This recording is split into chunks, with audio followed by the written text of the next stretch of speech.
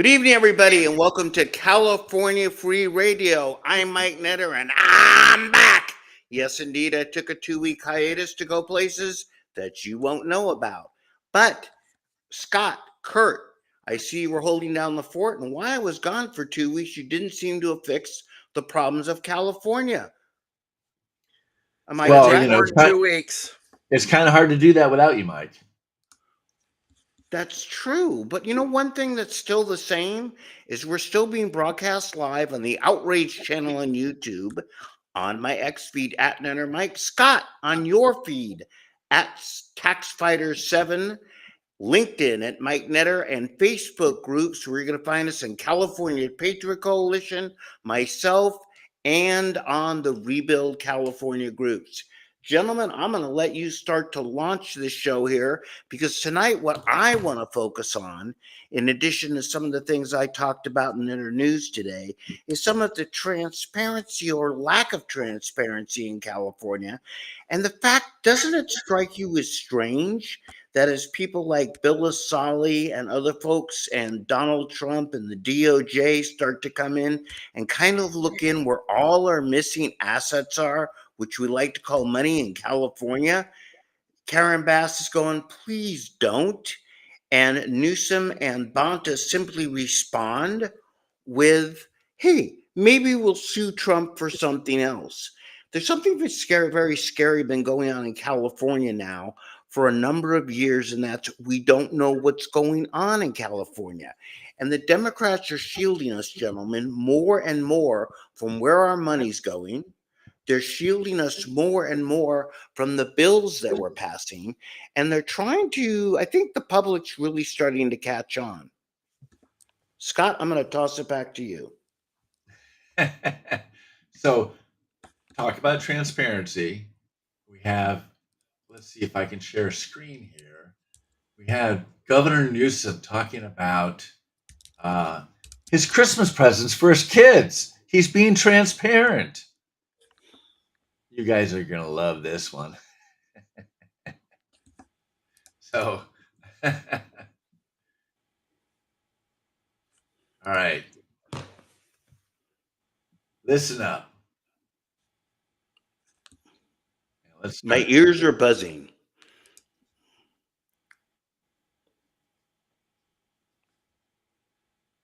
Scott, it sounds like I like to hear Newsom silence, but I'm assuming. Come on, you didn't hear him?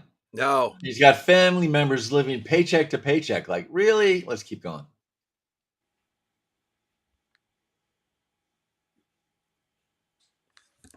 Scott, I'll check, but I'm pretty sure we don't have audio. Well, it sounds like that's all I'm getting out of it now. That's okay to hear Newsom quiet. He talks about how he's got 80% of the Christmas presents under his chair, under his tree, are from China. And he's all mad about the tariffs because he's got to spend more money on his Chinese Christmas presents for his kids. What's extremely fascinating is in the book Fool's Gold, which I was reading on the long plane ride that I was on, Susan Crabtree has a couple chapters on Newsom's relationship with China.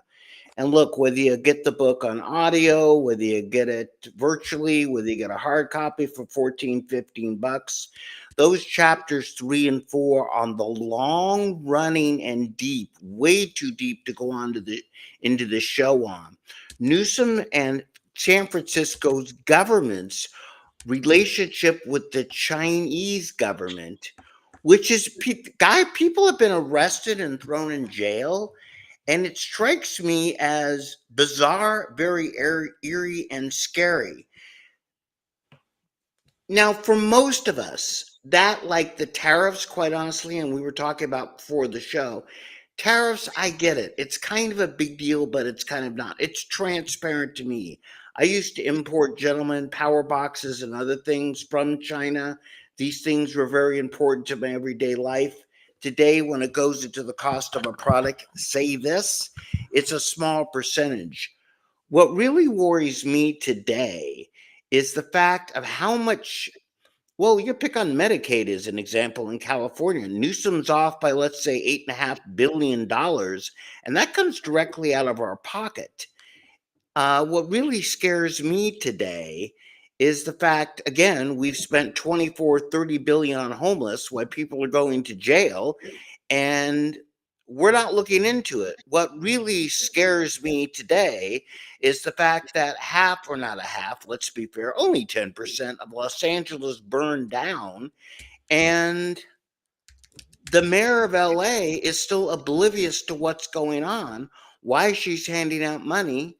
And I text the article and put out my X feed today, LASA won't even publish their public records. And they're basically giving government the finger, like Newsom is, into our right to know what goes on today. That's the Boy Scout salute. Read between the lines. The Boy Scout salute minus a couple fingers. Kurt, you mean half the peace sign? Right? I want to check something technical. Half the peace sign. Well, you got to look at, first of all, you can't talk government speak and expect everybody to know what's going on. What is LASO? Los Angeles, LA Housing, basically association. That's not the right word for it. It's LASHA. It is the primary nonprofit in Los Angeles County that when Newsom and the government funds money into LA, they hand out the money. Now, hold on. To the LA Housing Authority. Okay. Correct. And a couple weeks ago, for example, who one of the heads of it, by the way, is Katie Hill. If you don't remember Katie Hill, I don't remember Katie Hill. Oh, I know Hill. You're talking about the member of Congress. Yes. I'm trying to think of a polite way. Shall we say, and compromising situation. Correct. And resigned. And that's how Mike Garcia got elected. She made all her money off, shall we say, the industrial housing complex, and got kind of busted for that. Ran for Congress, kind of got caught. I'm going to say, Mike, she also made money in the cannabis industry when it was illegal, because I have sources that have told me that they saw her transacting at these illegal establishments. Hey, and by the way, Kurt, tell your sources, Cheech and Chong, I said hi next time you see him. But, we used to listen to them on Dr. Demento, Mike, back in the day. Indeed. But here's the thing.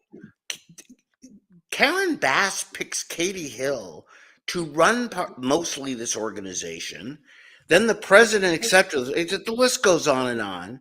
They're now they pick somebody. She picks somebody who is known for graft in this particular industry. Really? You literally getting a commission, Scott? What are you talking about? So yeah. So tell us about new U.S. Attorney, Mr. Bill Asali. So our buddy, and I like to call him a buddy, Bill Asali, got plucked out from, I believe it's Assembly District 6 in Rivers, or whatever, 68, 63. Somebody look it up for me, in Riverside, and picked by Donald Trump to be the federal attorney for the Central Valley. For everybody out there keeping score, the Central Valley in California, it covers the largest population. No, Mike, I need to correct something. Central District. Central District, which includes, in the Central Valley. Includes LA. Yeah. Which includes LA. Correct. Thank you very much. But it's the largest district. It's the largest district population-wise in the whole country.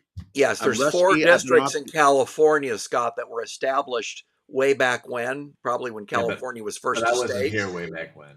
So San Diego is one by itself. Yeah. Then you have the Northern District, which includes the Bay Area, the Eastern District. Weren't we talking about Asali? Central District, which is everything else, kind of the leftover areas that weren't settled early in California's history. But you digress. Let's go to Asali really quick here, okay? I want to share with the California group here, okay?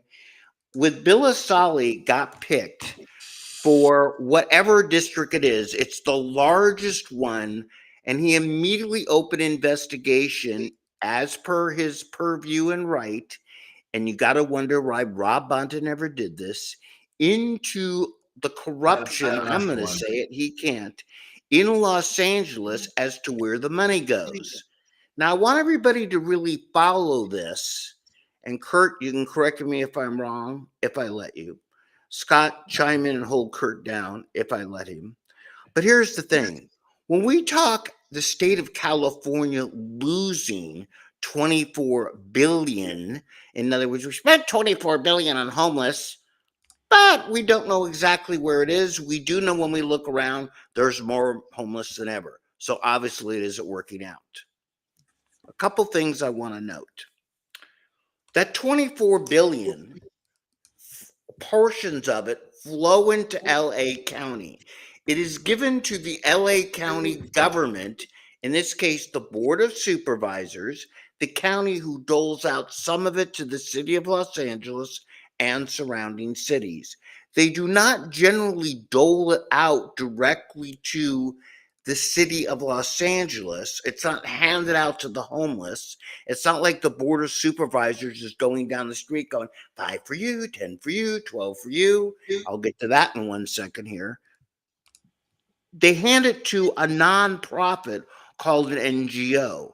The biggest of these nonprofits is actually a governmental agency. Scott, help me with the initials. I've been on out of pocket. It's called LASSO, I believe, right? Yeah, Los Angeles Housing Authority. It's got some other initials in there. Right. Which is an oxymoron because they don't house anybody, but let's roll with that. Okay. And this is the one that the Los Angeles officials have picked corrupt people to be in charge of. Hold that thought.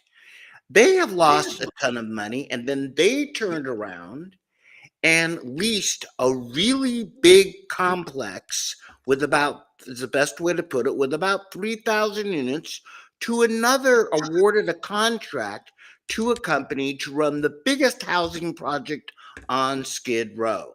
I'm giving you a flashback here.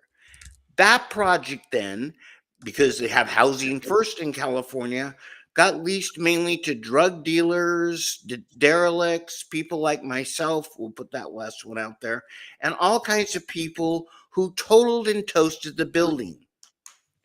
Then, of course, the building itself became so derelict, the company running it, funded by your dollars, went bankrupt. There is a judge, one of the finest judges in the federal district, called Judge Carter in Los Angeles, who basically said the legal equivalent. Kurt, you're the lawyer. I don't know the exact legal term for it, but it was like, WTF? How do we spend all this money, $6-8 billion, and no one knows where it went in the city of Los Angeles? I want accountability. LA, of course, cannot supply that. So while Carter is demanding it from Bass and the Board of Supervisors, Bill Asali comes along and he can open an investigation into it. And Karen Bass simply says, this is kind of distracting. Now, Scott, you and I talked about it before I finished my first salvo here. The most powerful part in this Bill Asali, Alex Michelson interview, and I've been down in Skid Row as an observer, not a participant. I know you look at me and go, really? Scott's been down there too. And you do see government people in little golf carts occasionally handing out crack pipes, not making this up. But you see the Union Rescue Mission, a private organization helping people. But as Bill Asali points out, you never seem to see a government person or an extension of the NGO, government funded, a quasi-government agency on the street. Where the expletive deleted is our money going, as Katie Hill and many of these other people are getting $1 million contracts, $500,000 salaries, driving really big cars for corrupting our city. This is what Asali is trying to uncover, just the tip of the iceberg in Los Angeles. Gentlemen, I'm going to toss it to you. So 24 billion went to this district, this area. No, 24 billion is what California has put into it. But that's just for Southern California. No, that's for all of California. We've lost in 3 years. That money then, the trouble is, I'm sorry to stop you here, but this is complicated, but it's actually a really important subject related to everything. The trouble with California is they basically said, Kurt, you're the city of Los Angeles. Are you ready? Ready for what, Mike? The city of Los Angeles I'm is going to give you a dysfunctional. $5 billion check. And Kurt, you know how much accounting I want for where that $5 billion goes? Right. I want absolutely none. But do write us back once a year in terms of a report and tell us how you screwed it up. So they handed LA 3 to 4 billion, $8 billion. No one knows. And then LA handed out with the same kind of lack of accountability that the state handed over our tax money to. And wait, there's more. Scott, go ahead and jump in.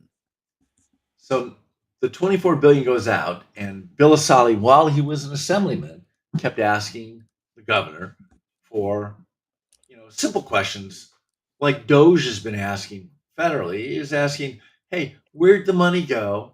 What organizations got them? And were they effective? Did people get helped? How many people got helped? What does it cost to help these guys? Simple questions like that. If it was your money and you were out there trying to help somebody, you'd want to know that, hey, they actually are helping people with my money.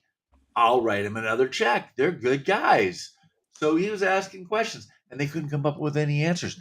They don't know where the $24 billion went. Scott, let me help you with that. Look at the USAID scandal. The Democrats have a racketeering conspiracy to direct taxpayer money, intentionally fail to account for it, and give it to their friends and family. Sheldon Whitehouse, the senator from, where is he, Connecticut or Delaware, one of those places back east, voted for all this USAID funding. His wife was getting paid handsomely for a nonprofit that he funded. I mean, how corrupt is that? These people are just stealing from us. So now Asali, who is U.S. Attorney Asali, is asking those questions because there was federal money that went into that pie. So he's basically saying, hey, you got to justify where it is. And they're going down to the bank statements. They want to see every single money going in and out of that bank and have it accounted for. So it'll be interesting to see who gets caught without a seat as the music stops. Well, Musk is asking them to investigate members of Congress who got rich. Right, but this two different things here, and I want to keep this. You're both right. Keep this clear to our audience out here. So prior to February 20th, the feds wouldn't do their job and investigate California. Now I want to try to make this simple. Gentlemen, help me simplify this. Because as you know, I was gone for 3 weeks and didn't get any brighter. And I wasn't that bright to begin with, okay? So California gets federal funds and they take public funds known as your tax dollars, right, gents? And we give it to Sacramento. Sacramento then turns around and feeds it to county and cities for specific causes. Fair enough? Homelessness, bullet train goes on. Now, Dodge that you're talking about, Kurt, has the right to investigate where federal funds have gone directly to two things. The problem becomes that prior to February 20th, what happened was it February? No, January 20th. I'm sorry. January 20th. What happened on January 20th, Kurt? Donald Trump got inaugurated, and I was there. Right, in honor of your shirt. That the Democrats wouldn't ever investigate other Democrats. And I want to give you prima facie, prima whatever it is. Let me help you with that. Prima facie evidence. Oh, that sounds like something that you have on the side of your house that you have to call an exterminator for. But let's put that down one second. No, it's a Latin phrase. I know, for first look. First look, it looks like that the Attorney General of California certainly should be looking into things when simplistically someone is driving a Lamborghini. Hi, my name's Marge, and I work for a nonprofit helping the poor. I've never seen the poor, but I have a $500,000 car, and I live in this really big house. That's funny, Marge. Where'd you live a year ago? I lived in a rent control apartment down in the ghetto. Okay, so it's a little bit suspicious when Marge, who by the way was picked for this job, Marge is fictional because I don't want to get in trouble here, but her name could be, say, Katie Hill, right? All of a sudden has this huge wad of money, and you have to ask, well, Marge, what exactly did you do with all the money that you gave me? Well, you shouldn't really be asking me. Well, we should, Marge. Well, I'm not going to tell you. And that's basically how the government of Los Angeles and California has been acting to the people of California, represented by the Republicans. Now, Kurt, to your point, where the Republicans asked, the Democrats have been shutting down, and when the Democrats, from the federal point of view, have had they controlled all the marbles of California. Bill Asali is now coming in, not just asking questions, but opening what Rob Bonta should have been doing, whether you're Republican or Democrat, and asking why Marge is driving a really big Lamborghini and living in $1 million home when she's ever had a stinking job before, and the problem she was hired to do gets worse. I'm going to toss it back to you guys. I got a lot of energy pumped saved up here. So it's interesting. You know, in 2013, there were 118,000 homeless in California. 2019, there were 151,000. So whatever they were doing to help the homeless didn't help. It went up almost 40,000 people. And since 2019, we're up to like 182,000 homeless. Again, whatever they're doing a good job of creating more homeless. We have 30% of the country's homeless people in California. Why is that? And it keeps getting worse. And I think the thing comes down to, Scott, tell me the free latest needles. number They get again. free needles. They're coming here for the good weather and the free needles. Good weather, free abortions. Kurt, you dwell on this all the time. We get free everything, right? Kurt. I don't get anything free, Mike. I don't know. I must be in the wrong line. That's true. Well, that's true. Like I said, you should have come back as a refugee, gone to Mexico and come back as a refugee from California. But how many people is that? 180,000 people, correct? Give or take? Yep. How many people that did what? They're homeless. They're homeless. Don't know the number. That's Scott's got the answer for us. It's You 180,000. weren't listening? I just said 182,000. In what? In Los Angeles or in all of California? California. All of California. 30% of the country's homeless. Oh, I'll bet there's more than that, but okay. That's That was as of 180,000. 2/23. Fair enough. Been 2 years. So I want everybody out there, when everybody's done the math a million times, that's approximately $50,000 to $60,000 per head that we've spent on a problem which is getting worse. We spend $50,000 to $60,000 a year per person, per homeless person, and the problem gets worse. And but Mike, why is that? They're stealing the money. We're seeing the playbook. Yeah. In the if you take spoiler alert, $24 billion divided by the 182,000, it's over 130,000. Now that was over the course of 5 years, the 24 billion. Correct. Still, and built up. So 131,000 on the homeless. And that, by the way, is just the state money.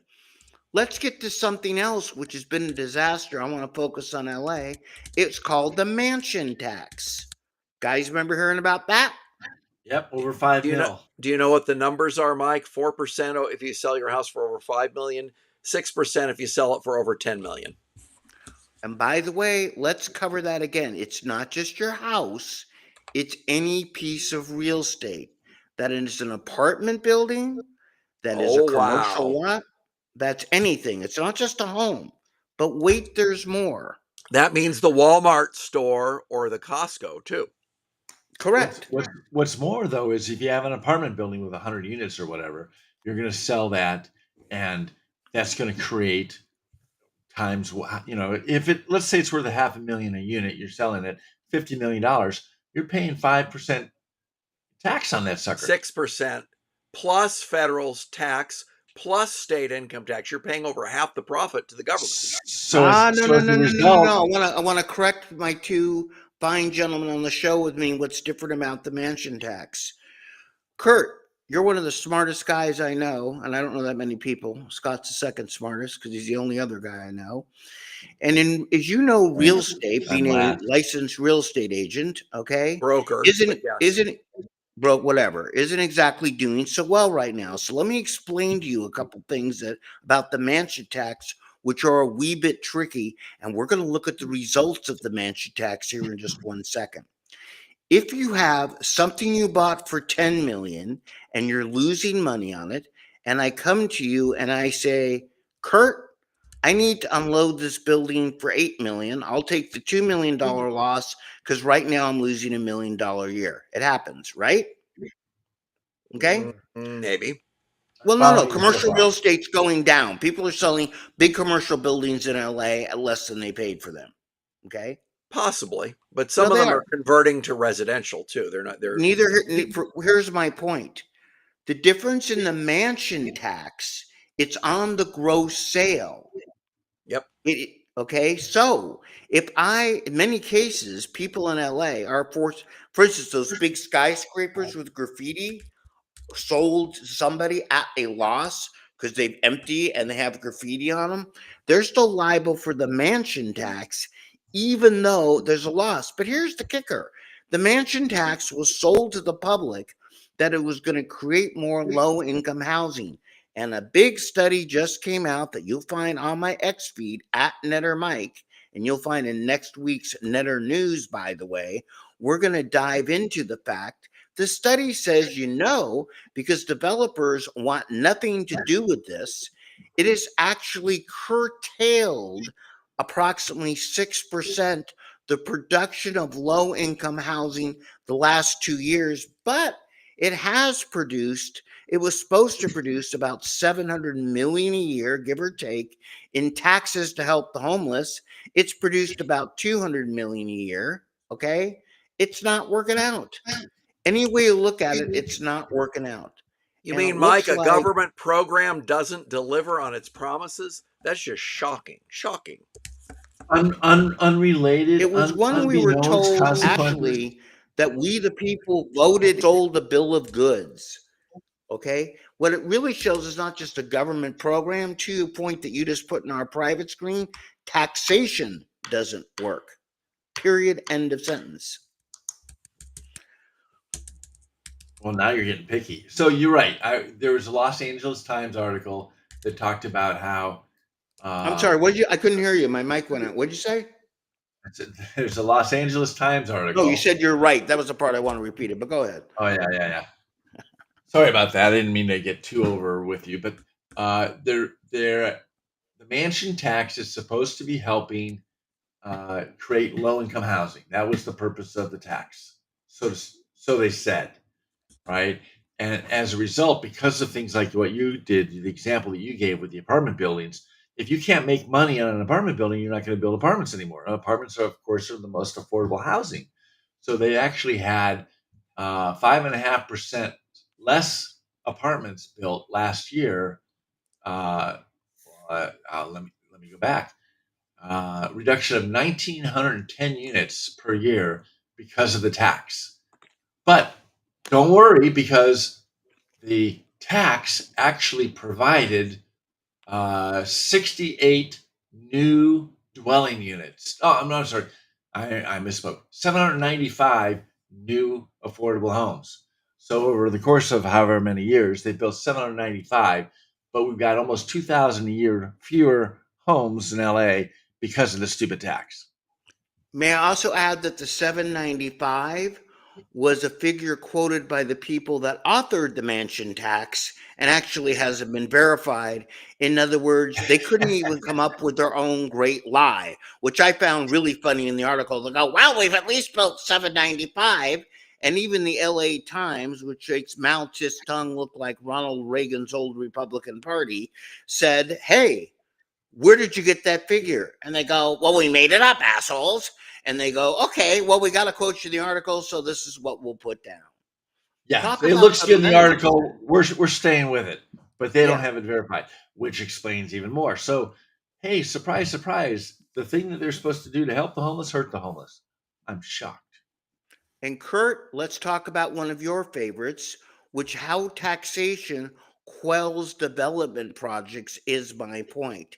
If the government hadn't spent 24 billion or stole 24 billion and would quit trying to tax us, telling us that they're going to feed it to these NGOs and suck the blood out of us, do you think that might work out better if they would just let people build their stuff? Well, the Democrats complain out of one side of their mouths that we need more housing in California. And then they make it so difficult with regulatory burdens, permitting obstacles, et cetera. And Scott can speak to this as an architect, that they're never going to get the housing they say they need. But that's what Democrats do, Mike. They complain about problems they never actually want to solve, whether it's Jesse Jackson or Al Sharpton or Chris Van Hollen or Nancy Pelosi. If they solve the problem, then people don't need Democrats. No, 100%. really? I guess what I'm trying to figure now, it has literally hit the point as we open the show. Look at some of the articles I sent you guys where, and we talked about this before I left. I still remember how the state Senate isn't allowing the press in to actually watch the sessions. If you look at the articles, they've gone to putting, and even many Democrats are frustrated, some of the good ones. They've taken a lot of bills right now and they suspend them out of committee in secret votes so they can't see who's voting against them. Well, Mike, I have a question. Can't a Republican member of the committee demand a roll call vote? Nope, not out of committee. They can't because they're overruled and the bill is put in what's called the suspense file. That's a very good question. And the way it works in California government, I propose a bill. Let me present you with this bill for the CPRA. Fair enough? CRPA. Okay. I propose a bill, and I propose that all people except those named Kurt English should be allowed to carry a concealed weapon in California. I am a Republican in this case, and I give that bill into the committee. The committee that can either vote the bill, and in this case, you would see the number of Democrats that voted on it, the Republicans that voted on it, yay or nay. But here's what they do. The head of the committee says, we're not going to vote on this bill at all. We're going to put it in something called the suspense file. And that's a great name for a TV show, but it's not actually. And thank you. Do that again, Scott. Bum, bum, bum. Yeah. Bum, bum, bum. The suspense file means it Brought is to you put where by- nobody sees who votes on it until later on as suspense. And then they change the bill and it comes out of committee a year, 2 years, or 3 years later in the dead of night. And then eventually may or may not go to the floor to be voted on for a bill to send to Newsom. To give you an idea, and somebody fact check me, please. Again, I've been away. Out of the 4,000 bills proposed last year, California does pass around 2,000 bills a year. 870 bills were put into the suspense file. Now, this bill that I put in that you see right here, got it, Kurt? It's a fake bill. Don't look too hard, okay? For concealed weapons, Kurt's going to pin me down on this one, where everybody in California can carry a concealed weapon except those named Kurt English. Now, when it goes into the suspense file, where no one can see where it's voted on, where almost a third of the bills go, I can gut and amend that bill. What does that mean? It comes out of my original intent, and it says the only people in California that are allowed to carry a concealed weapon are Kurt English. Or better yet, I'm going to turn it into a bill about water, even though it originally was a bill about concealed weapons.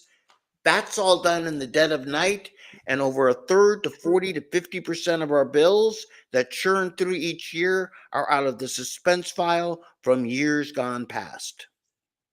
Well, in that case, the deadline for introducing a bill has no meaning because that rule essentially defeats it.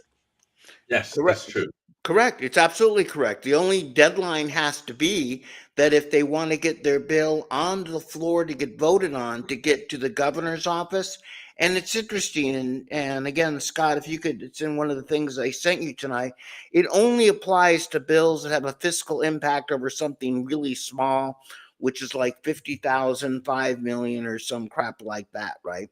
So there's all kinds of tricks, but we can't override those committees because we are a super minority, which is kind of an oxymoron when I put it that way, versus their super majority in the Democrats of California who are running a shadow government in the dead of night in California, which is exactly how that 24 billion is put into a pile out of many little bills, and how many of these things get basically the California taxpayer gets taken in the cleaners.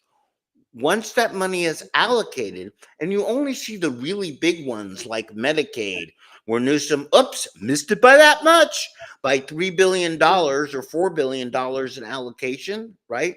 There are many of these that go on every year that make up California's close to 300 billion, that's with a B, budget.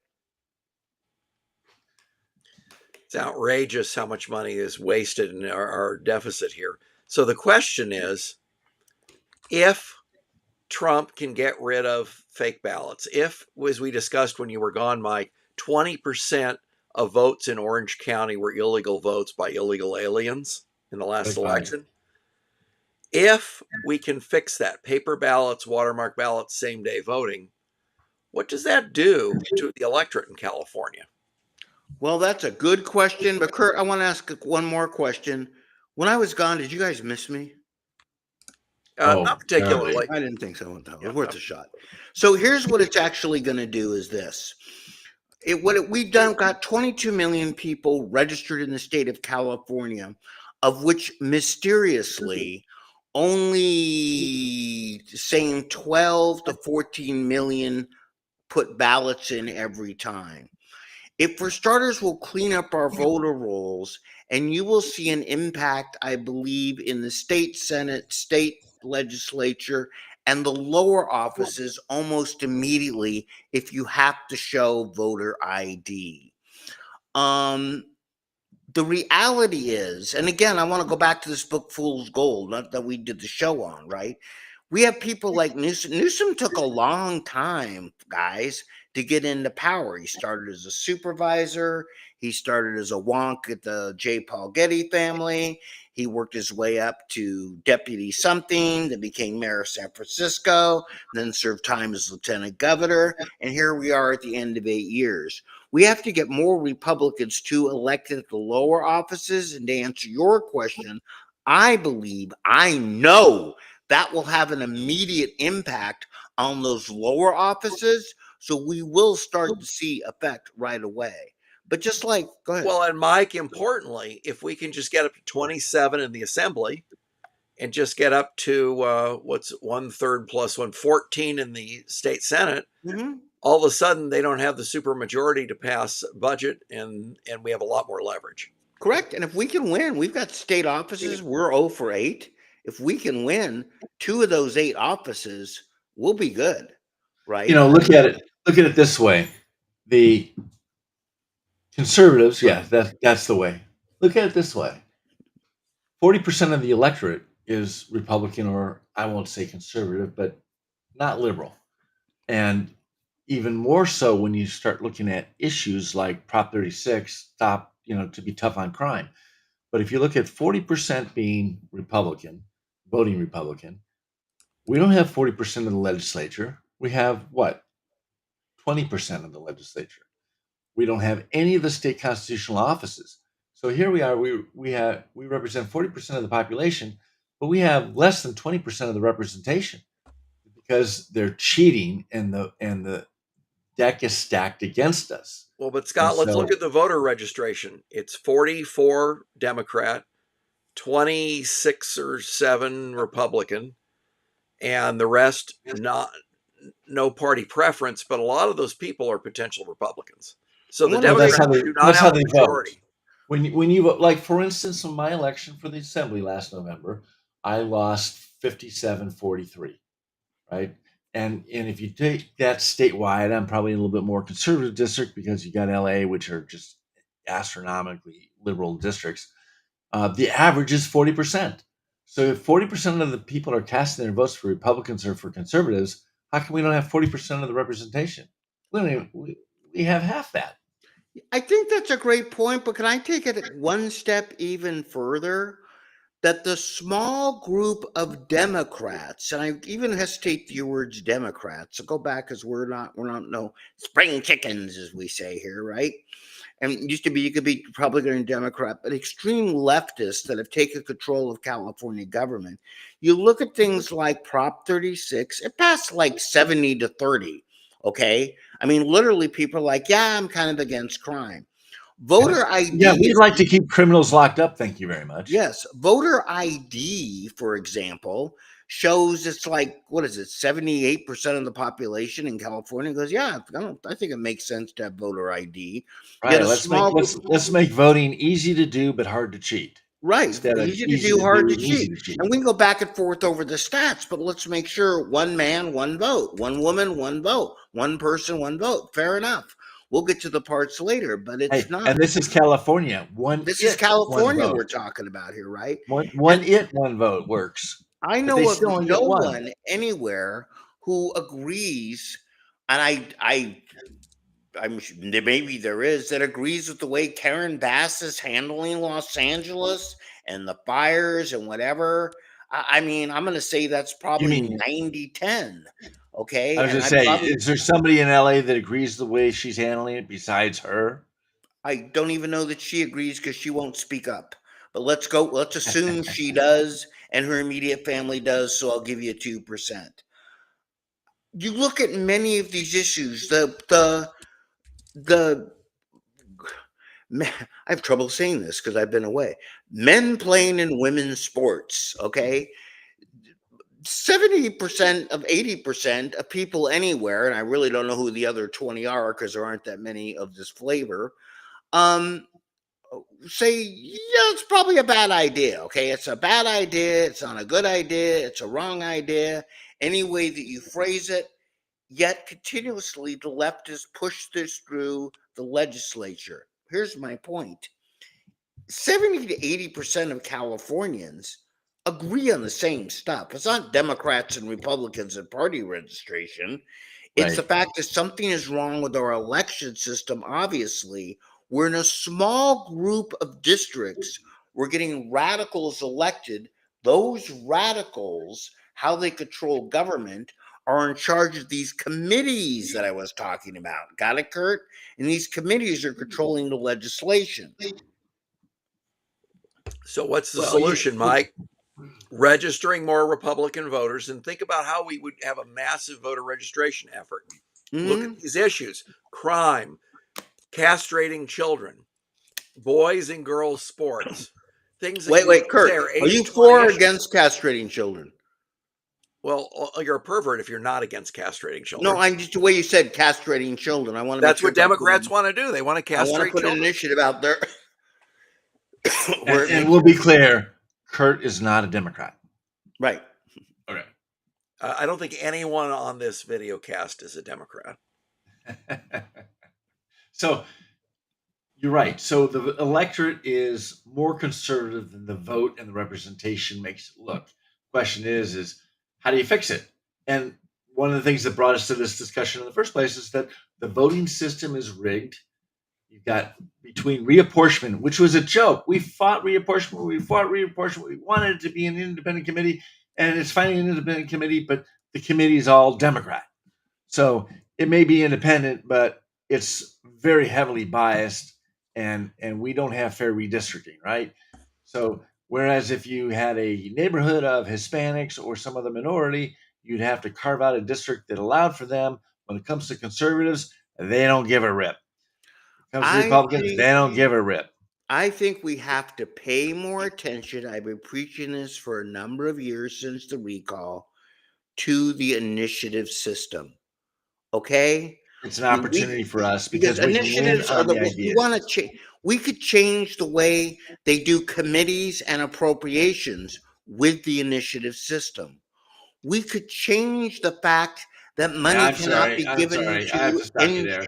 What? I don't see voters getting motivated to sit there even in figuring out the committee system. No, I'm not. Look, I agree with you. I'm using this as an example. My point is, you have to have Bad something example. to go Bad with it. example. It might be, but we No, could I think change. voter registration would be much more effective because we have issues. You can do voter ID. You can do voter top ID. Two-tier system, the top two system. We could do an initiative to go back to the old primary, so we have at least runoff. There's a number of things that we could do. And by the way, Measure M that we talked about, what kind of initiative was that? That was a City of Los Angeles initiative. So those of you listening to the show, and you might be in Lancaster. What was Measure M? Measure M was the mansion tax.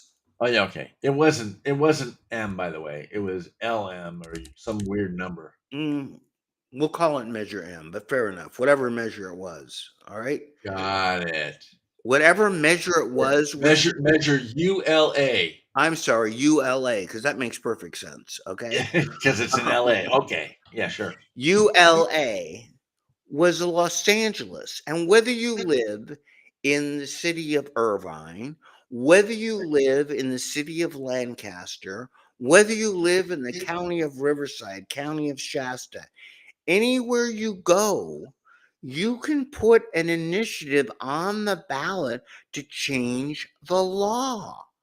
And this is kind of my point here, okay? And I get you're right, it is a bad example. Nobody's going to change the committees, et cetera, et cetera. But just as Huntington Beach, Kurt, what did Huntington Beach? Is that a Huntington Beach pier behind you? No, Newport Beach. Oh, close enough. Let's assume that was a Huntington Beach.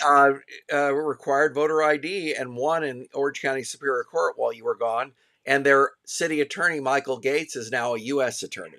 And he argued today for ballot security in the D.C. circuit.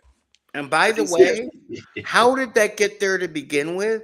Because the people of Huntington Beach voted as an initiative that they want voter ID. After they elected conservatives to the council put it on the ballot as a charter amendment, and the voters voted it in. But even if it happens to be a leftist district, you can collect signatures and put your own in. It's a lot easier in Huntington Beach because they have a conservative council. But for anybody out there, if you say, well, that'll never happen in mine, I've got all leftists. Well, get your posterior in gear. And for the things which make common sense, to answer your question, Kurt, we the people, we're not going to win a majority of these. But if we start to win 1 out of 3, 1 out of 4, what just happened on Tuesday of this week? There was an election in Oakland. Why was there an election of Oakland? Even Oakland, who could care less about politics than they did about the Oakland Athletics, okay? A very low bar. A very low bar, okay? They recalled their mayor, who it turns out might be going to jail for 9 to 10 years. And now Alameda County, where it's the same metaphor, they recalled Pamela Price, their district attorney. Those are initiatives, folks, okay? And at least it chips away and makes progress. Initiatives or recalls can be citizen initiated or put on by the local governing body, either way. Correct. We don't have to wait for something to happen. What initiative are you proposing? I propose a couple things. One obviously is voter ID. The other initiative I'd like to propose is something in Los Angeles County. Well, first off, a big one that's going to be out soon before I get ahead of myself, that it's already written, is school choice. We need school choice in California. to give kids a choice for Well, where to Mike, go it to just school. passed in That initiative, Texas, in the state of Texas. it passed through in Texas. We need to vote on it and get it to pass in California. That will pass. There's various things we need to do in Los Angeles. For example, in the county of Los Angeles, passing some accountability so cities, for example, can maybe have the right to choose their own type government, control taxation, things to your point. I don't want to make too complicated for this show, but there's all kinds of things. We could do our own thing on voter ID, by the way. An individual city like the city of Compton could pass voter ID. We could pass anything we want. It's up to your imagination in the audience. If it passes the test of being within legal auspice, and even if it doesn't, sometimes your city is obligated to fight it for you, you could put it on the ballot. You could, okay, seriously, you can. We do a good way to fight, and it doesn't require always a huge amount of signatures. It's usually 10 to 20% of the number of registered voters for the area that you're trying to get the initiative on the ballot for, and let the people decide. And that's not a Republican or a Democrat thing. That's a common sense. Yeah, and something like voter By the ID, like way, you said, it's about an 80% deal. So if you were to put that on the, go out there and do initiatives, you'd have people lined up at your table to sign those suckers. mhm, Yeah, I and if agree. one on the ballot, We don't have a lot of yeah. opportunity in a lot of cities or counties or certainly the state to get Republicans elected because the voting system's rigged. Well, let's fix the voting system. Imagine if all of these cities around California, which by the way, Huntington Beach is what they call a charter city, and you get to choose. It's the constitution of the city, and it has to be voted on by the residents. And Bonta immediately declared, Huntington Beach's law illegal, took them to court, has lost twice in court now because there's a specific provision in the California State Constitution that says that cities can determine their own voting. They can do their own voting thing. So every single charter city in this state ought to change to voter ID, and the state can't do crap unless they modify the state constitution, which I doubt there's votes to do. No, because they're federal offices in the elections. If the federal government imposes voter ID, they would have to either separate the federal election and the state election or accept it. Right. So it just becomes, you get the logistical complications if you're going to sit there and go to one room to vote for the feds, go to another room to vote for the state and local. Oh, no, and maybe the feds would sue. They would make them have a different election on a different day. But if you go boil it down to brass tacks, and with someone like Kurt, a lawyer, if you want change in California, to answer your question, how they cheat, we talk about cheating, okay? And we think of the presidential election, and we think of these large swath elections. But the reality is, much of the quote, people we need to get off the voter rolls, it's the local elections where it's 1, 2, 300 votes not covered by the press. The one that you didn't even know, okay? The one that you did not know, that you weren't even thinking about it. That city council office that you had no idea as Kurt goes out into the ocean. That's kind of a weird. it just kind of disappears. It's like the ocean swallowed into him the up. Yes, and we don't seem to be getting our online chat tonight here. I'm not quite sure why. Other But than anyway, me. here's yes, other than you. So here's my point. Make sure it's Okay, working. everyone out there, I belong to Rebuild California. Go to the Rebuild California website. When you go to my X feed, there's my email up there, outraged at Rebuild. Go to Outrage, send me an email. Go to LinkedIn, send me a message. Go to Facebook, go to our Rebuild groups. Let us help you, empower you, not run it for you. I get, even when I was gone, it's like, oh, can you come do this?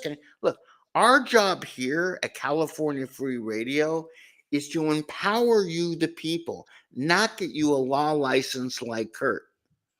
It is to empower you so you can do something with what 70 to 80% of most people agree on.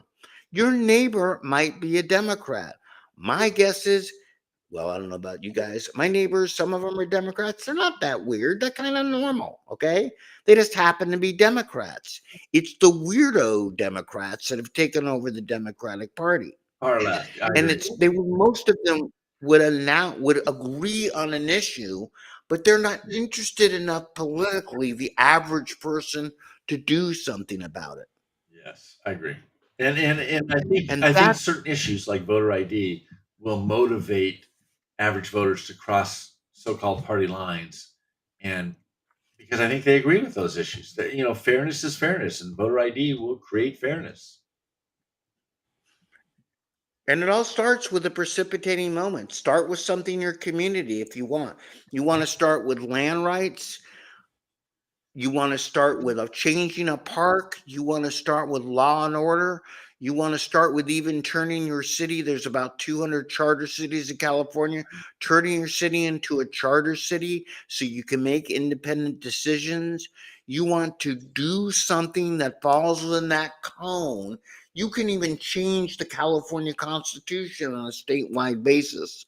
We'll help with some of that with the initiatives coming out. But for everyone out there, you can make a difference in your community. With not every state has this. Only 16 states do. To various 20 states, 16 to various degrees, called direct democracy. We don't have to wait for someone to come to save us. We can save ourselves. Gentlemen, even with the late start, we're up against Sunday night 60-minute mark here. So, Kurt, let me roll to you and give me some words of wisdom as best you can. There's so much corruption and incompetence in California, from crime to the thing that made me the angriest this week was 34% of community college applications for financial aid were fakes used to steal financial aid. There's mass theft going on of taxpayer money in California and, sadly, in the United States. And that should make you mad. And Kurt, that's a great point too. That's why we continue to talk about corruption. Not everybody reads the news. Maybe we should make an initiative to make everybody read at least one political article a day, like we read 20. That's a really good point. Scott, let me roll to you for some final words for the show, not on the earth. So this past month, Utah changed their voting rules so that they do not allow now universal mail-out or mail-in voting. They don't mail out absentees to every voters. There are 8 jurisdictions that still do, or 8 states plus DC that does: California, Colorado, Hawaii, Nevada, Oregon, Utah, Vermont, Washington. We need to change that. And we have the opportunity. Every single charter city in the state can enact like something like they did at Huntington Beach. And if your council won't do that and put it on the ballot to amend the charter, you amend the charter and you circulate a petition and you get it voted on in November. And you can make that change. Imagine if every single jurisdiction became a charter city and enacted this rule. In effect, the state law, as far as no voter ID allowed, which they specifically passed just to stop places like Huntington Beach, will only apply to rural areas that are in unincorporated cities. And less and less people will be able to do that. Even San Francisco or LA, with the amount of people that you have there, 10% signatures on an issue this popular is not that many signatures. And you don't even have to hire paid gatherers to do it, because these guys will line up to sign this. This is an important thing. It's about fairness. And 80% of the people want this. The other 20 want to cheat. So what can you say? So for everyone out there, the takeaway from tonight is corruption is going to continue as long as we don't have opposing forces to stop it. The good news is we now have opposing forces that are looking into it and ripping the lid off. But once you rip the lid off, the top of this and big forces look down, it's up to you to look up and make changes in your community to stop it from happening on a micro basis and keep it from growing again. That's called direct democracy, because remember, everybody, it's your damn state, and it's up to you to change it in your community with initiatives and things they could do. California Free Radio will be back next week, and we're going to keep California free, and we're going to help you do it by growing what we have, while the federal government helps beat it down from the top. Thank you. God bless, And Mike, and we good need night. to wish We will everyone see a you happy next Thursday. Easter who's watching, to Oh, yes, celebrate good the point. For resurrection of our everyone, Lord and Savior Jesus Christ. 100%. Happy Easter, everybody out there. One of the greatest days in the history, obviously, in the history of mankind. If you're out there in Christian, have a great Good Friday. Have a blessed Sunday. And remember, if your kids are out there Easter hunting and they can't find the egg, go find Gavin. He probably stole it. Thank you. Happy Easter. God bless, and